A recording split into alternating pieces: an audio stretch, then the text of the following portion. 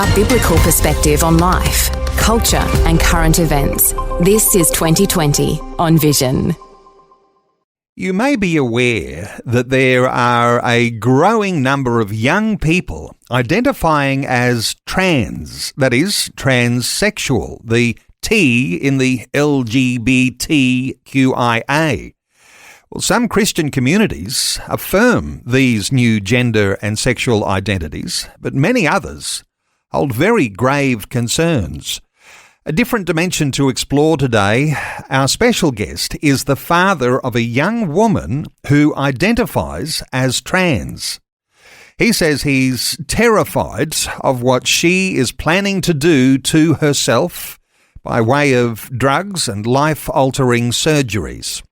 Mark Smith is joining us. He's released a book called They Cried Out to the Lord, 31 Days of Prayer for Parents of Trans-Identified Children, and he's joining us from the UK. Mark, a special welcome back to 2020.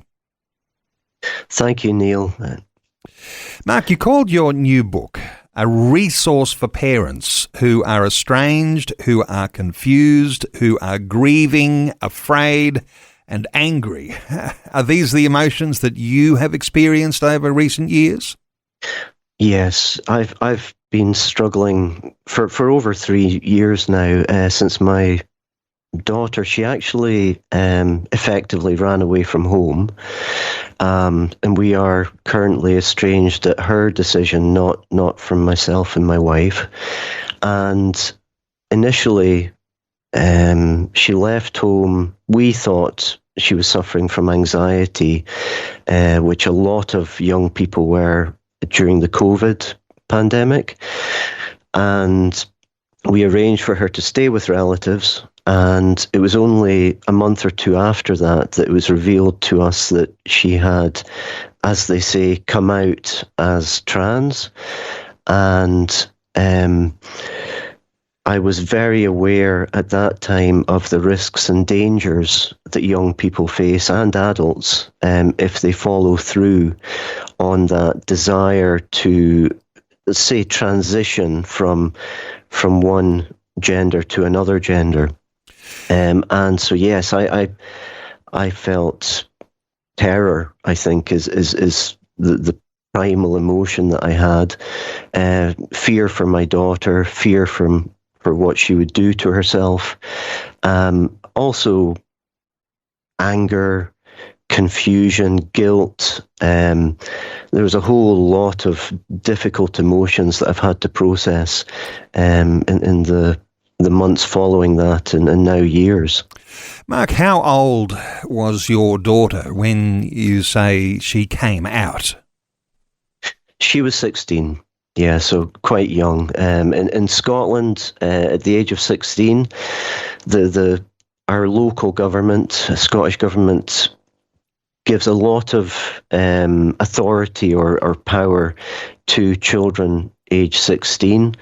So even though I myself as a parent kind of view that age, looking back, as quite young and maybe immature, they're allowed to vote, and I think if there had come to anything between my attempt to come between her and her desires, I think the government would have taken her side.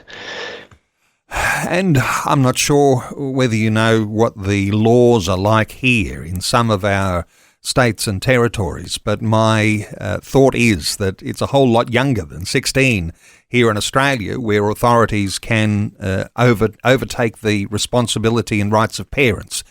Let's not get into those sorts of things today, because I'd love to be able to hear your heartbeat, love to be able to hear your heartbeat as a father who has a daughter who has come out as trans. You mentioned the sorts of fears that you might ordinarily have, and which would be very unusual if you didn't, fears of puberty blockers and life-altering surgery. How did you feel when you thought, this may be where my daughter's heading? Yes. So I've talked about terror. I'd been doing a lot of reading in the lead up to what happened to our family. There was a book by a journalist, Abigail Schreier, Irreversible Damage, and I had been openly reading that in our sitting room. The book was lying on our coffee table. I found it very difficult to read, and she describes what she calls a social contagion that she had observed in the years, leading up to publishing that book, where a large number of young girls, women, were starting to identify as trans, and over a period of years, they would have this identification. They would seek, depending on their age, puberty blockers or cross-sex hormones, and then the surgery to remove their breasts. And it seemed to her, as a journalist, that this was like many other social contagions that had happened in the past. And eventually, these young women would realize that they'd made a mistake. And sometimes that realization could be the moment they woke up from surgery. And of course, you can't go back from these surgeries. And so I was aware of the risk. I was aware of the possibility my child might regret this. And I do tend towards catastrophization, that seeing the worst possibilities that can happen. And so I for quite a number of months, I was just devastated. It absolutely floored me. I had, I guess, the suspicion that my daughter had been groomed online. She had access to the internet. That's one of my regrets as a father, that I allowed my young, impressionable child to have, unrestricted, effectively, access to the internet. And we just don't know. A lot of it's speculation. But it was this fear that she would go ahead with something that she would come to regret. And of course, it did seem... And of course, yes.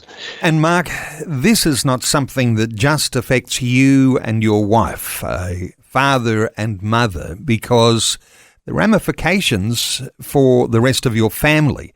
What's happened with your other children? She has siblings. What's happened with your family in all of this circumstance? Yeah, so I remember having a conversation with one of my children. I have two older children.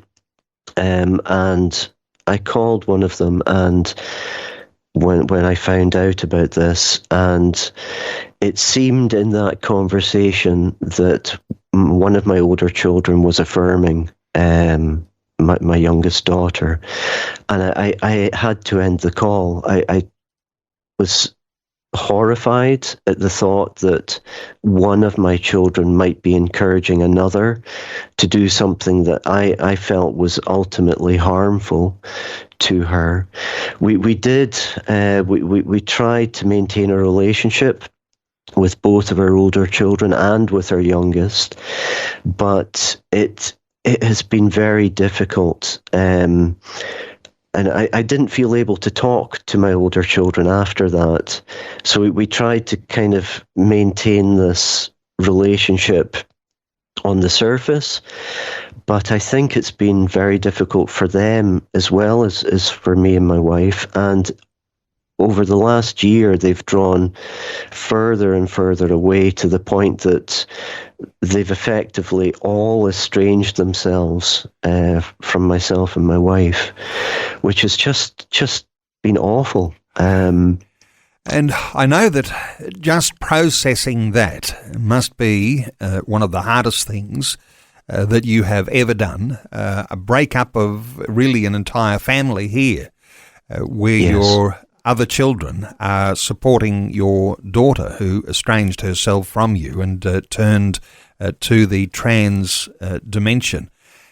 Let me ask you about God in the mix here. No doubt you're still dealing with grief, but as someone who's a seasoned writer, you no doubt found some level of that cathartic experience of trying to get your thoughts and your feelings onto paper.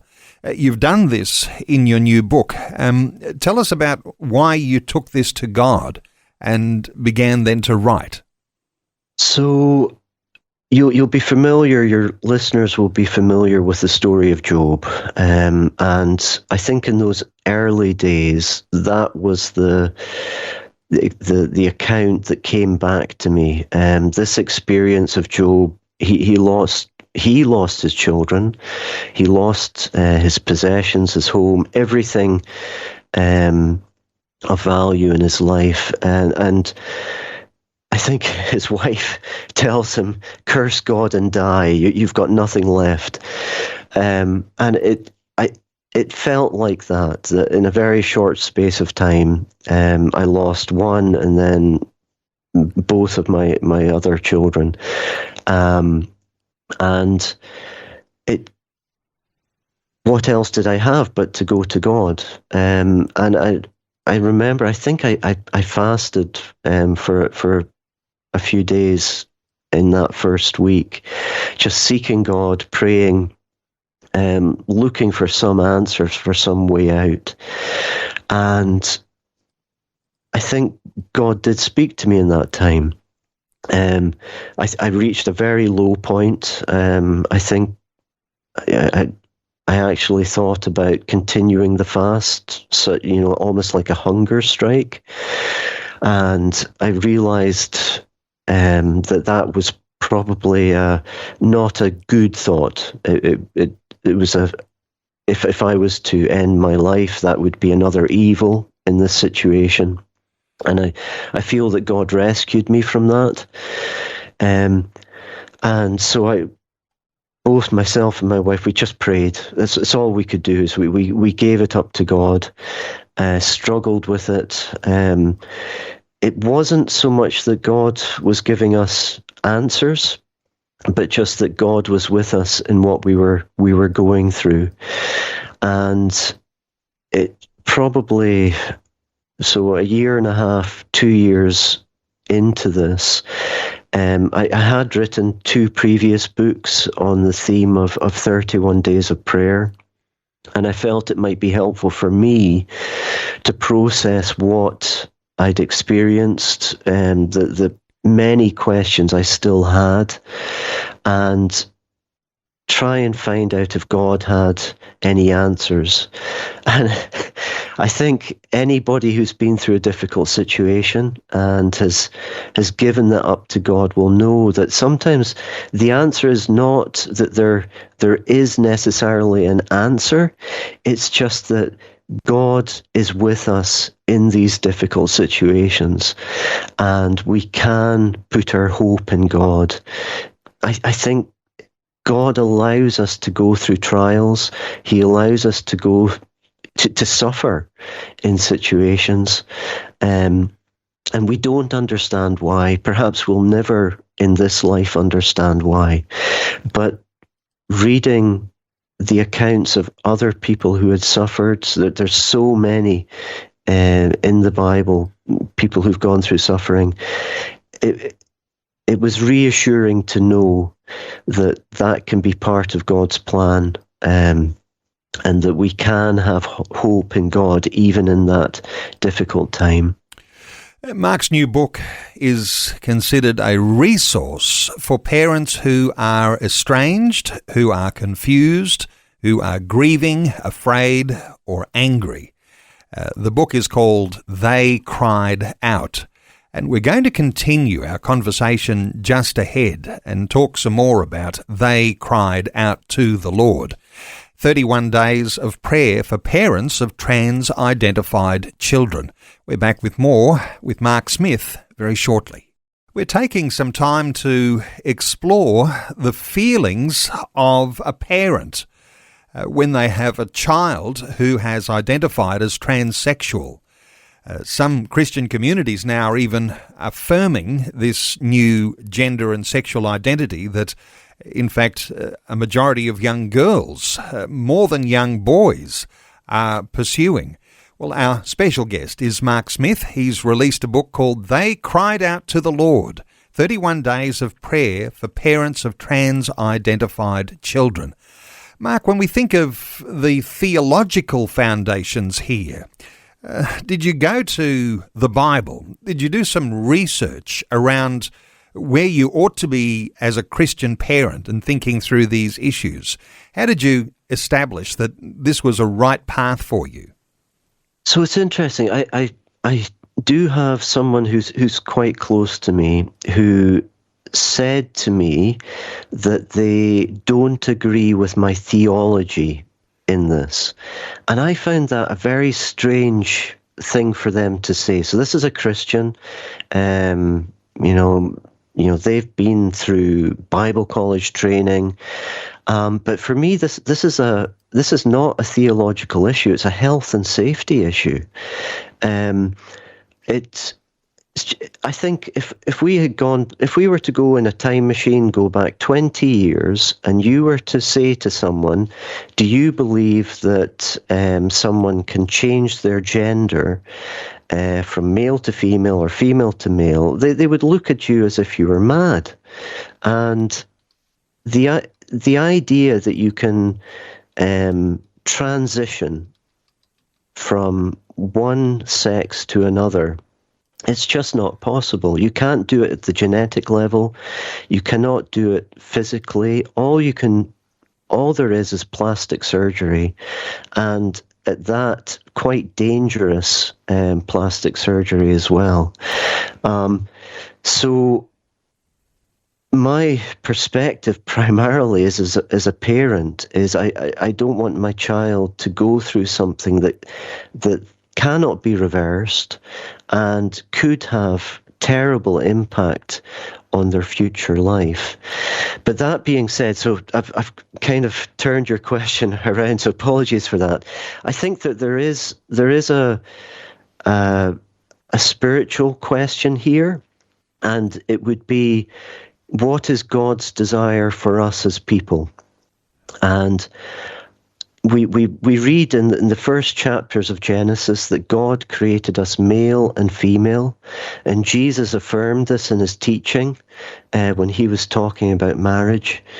And I think it's as simple as the view of a child. Jesus encouraged us to come to God as if we were little children, and a little child knows that some people are male and some people are female.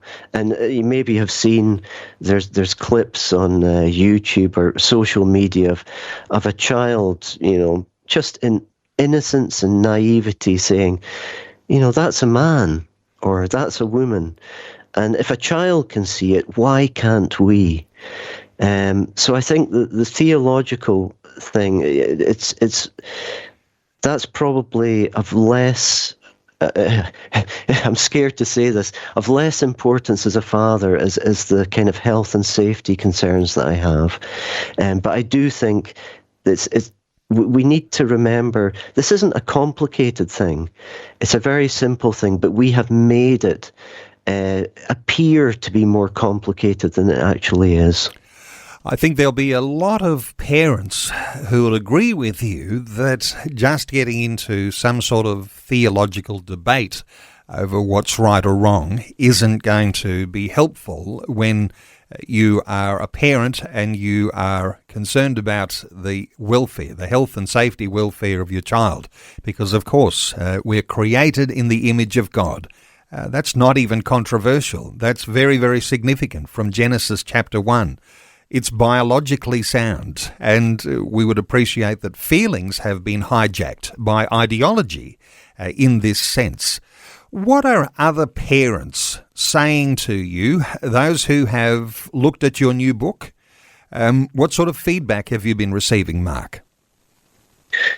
So it's bittersweet. It's bittersweet, and I say that because I've had very good feedback from other parents. But the bitter part of it is the knowledge that they are hurting as well. I've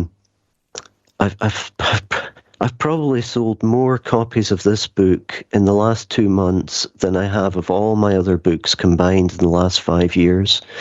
And it's just so sad that there's so many parents out there who are seeing, a need for themselves to turn back to God's word and to be helped to understand what God would say to them in this. They've been very encouraging. Parents are hurting across the world. I've sold copies now in Australia, Spain, the Netherlands, Canada, America, as well as in the UK. And I don't know if some of your listeners will know, but there are websites available that they can go and read the stories of other parents. So there's a secular group, pittparents.com. I can maybe give you the link after this, but it's PITT, which stands for Parents with Inconvenient Truths About Trans. So pittparents.com. And they published a short article of mine just after the book came out. But they've been publishing stories of parents who have trans-identified children for several years now. And so they have a back catalogue of maybe over 500 or 600 accounts that parents like myself and some of your listeners, they've just shared openly about what they're going through. Most of them are anonymous, and what I found, what lots of parents find, is we're scared to speak out. If we are honest about our fears, about our questions, that can be perceived as hatred, which is a lie. It's not hatred that I'm feeling or stating. It's my fear. It's my concern for my child and for other children. But there can be consequences. Some people have lost their jobs for speaking out about their concerns. Some people have been, as they say, cancelled, and they can be estranged from their community. And so if you, your family, your neighbours, your whatever social community you are in, people can turn on you if you dare to question this. And so parents have been using this website and others to share their stories anonymously, because it's the only way that they can do so without having that negative response. In some states here in Australia, parents are criminalised, and it seems similar to what you're describing as to what's happening in Scotland, but criminalised for trying to protect their children from what would be a lifelong medicalisation, because once that surgery takes effect, there's no going back, is there? So parents have one shot to try and make their relationships right with their children and to help to preserve them from what you call a social contagion. But if you miss that one shot, you may well lose your child to a lifelong medicalisation. How does that feel when you are a parent in that boat? It's horrifying. It's absolutely horrifying. And I will share with you and your listeners, I do have a lot of guilt. I look back at my relationship with my youngest child. I thought I was doing an okay job as a father. And my biggest regret is that I gave her, she was allowed to have a smartphone. She was allowed to have a laptop, both of which were connected to the internet. And I just don't know who she was interacting with.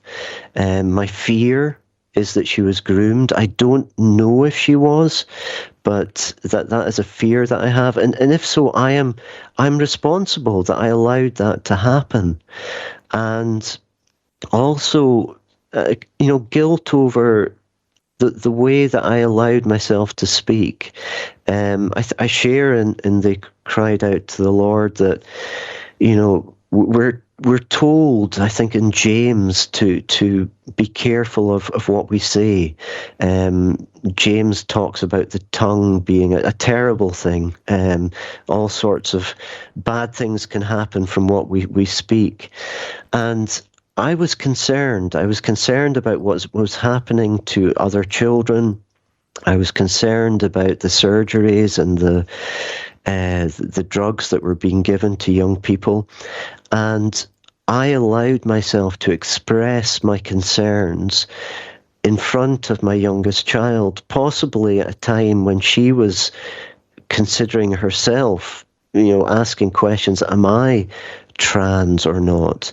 And it's possible that she perceived my concern, and I was angry at times about what was happening. So she perceived my concern and my anger as being directed towards her. And if so, well, I'm responsible for that. And I do wish that I could go back and undo some of those conversations or times when I expressed that anger and concern. And as you say, we only get one shot. And it may be that some of the things I said made my child think that I didn't love her, which wasn't the case. But if a child perceives that, and that's what it sinks into their thoughts, it must be very hard to overcome that. We don't want to be naive, and we do want to exercise the sort of wisdom that you glean there from James, guarding your own tongue, because you can very easily put your child into a trajectory if you don't handle those things properly. Let me ask you about praying. 31 days of prayer for parents of trans-identified children. What's at the heart of the prayer that you have been grappling with, working with? You've settled on 31 different prayers, or however that works, but tell us about the heart of prayer that you've been writing about in your new book. So prayer is how we talk to God, and at the heart of it is talking to God and trying to hear what He has to say to us. So that there's every chapter in this book has a passage which I felt was relevant to myself and to other parents, and some of them are very challenging passages, so that they're passages that convicted me, but also passages that allow us to have hope. And I've tagged the book "The Hope of God," because I think that even when we've made a mistake, whether as a parent or in any other situation, it's not the end. Jesus, in his wonderful template for prayer, says that we should come to God and say, "Father, forgive me as I forgive others." And it's this. Jesus knew that we would make mistakes. Jesus knew that we would mess up, that we would sin. And so Jesus says, tell God you're sorry, and God will forgive you. And we read in other places, was it Peter or one of the disciples said to Jesus, how many times should I forgive my brother? And Jesus says, 70 times, or some translations have 70 times 7. And it wasn't that you have to forgive your brother or your sister or your neighbor 70 times. It was keep forgiving, because that's how God forgives us. And so the hope of God is that God forgives us, and God wants us to forgive other people and be reconciled with God and with each other, and even reconciled with ourselves. The fact that we may have made mistakes as parents or in any other context. And I just find that, knowing that I have made mistakes is such a reassurance that God still loves me. He still loves my children. He wants my daughter, my other children, to come back to him. And he wants my children to be reconciled with me and my wife. And it's the same for every person. For you, Neil, for your listeners, God wants reconciliation. And that gives me hope. I can hear in your heartbeat, Mark Smith, the way that a parent needs to respond to what for the parent is a crisis. It's a crisis in your family, and your own story is a crisis of estrangement, not only of your transsexual daughter, but also of her siblings who've turned their back on you and your wife as parents. There are a lot of people that hurt in this whole process. I can also hear there's a certain gentleness in you now as you share these things, but very aware too that you said there were reactions that you had that made you very angry, and those things may even communicate something to your own children. There is a softly as you go gentleness approach that's required, and no doubt that softness of heart comes when you are under the pressure, the crisis, just like Job, and you've got a real crisis to deal with within your own family, coming to God in prayer. And your book is called They Cried Out to the Lord, 31 Days of Prayer for Parents of Trans-Identified Children. And I think you said there's a tagline there too, the hope of God. And I can hear that you've found strength there. I can hear that it's been cathartic. It's been a way that you've been able to process these things. And I think there'll be listeners who will give you some special honour today for sharing these things the way that you have, Mark Smith. For people to connect with you, I'll give the website goal31.co.uk. That's a UK website, goal31, goal31.co.uk. And of course, you can search for this book online. It'll be available at online booksellers. The author is Mark Smith. The book is They Cried Out to the Lord, 31 Days of Prayer for Parents of Trans-Identified Children. Mark Smith, I want to thank you so much for taking some time to just share your heartbeat as a parent, going through what you've gone through. I know that there'll be listeners, they'll have you in their prayers even as they hear the story as you tell it. Mark Smith, thanks so much for sharing these insights with us today on 2020. Thank you, Neil. Thank you. Thanks for taking time to listen to this audio on demand from Vision Christian Media. To find out more about us, go to vision.org.au.